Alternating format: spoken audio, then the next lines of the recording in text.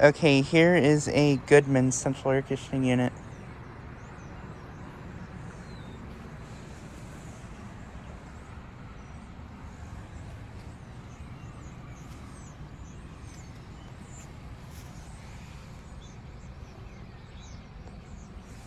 Has a Copeland scroll compressor, I think.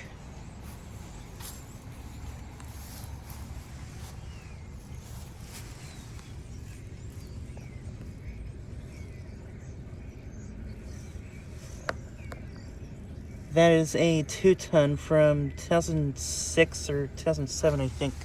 Can't really see it that well.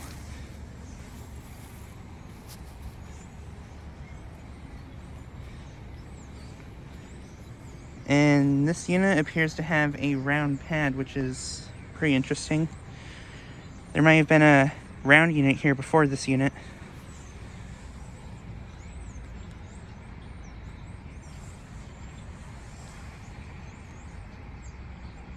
Has a GE motor.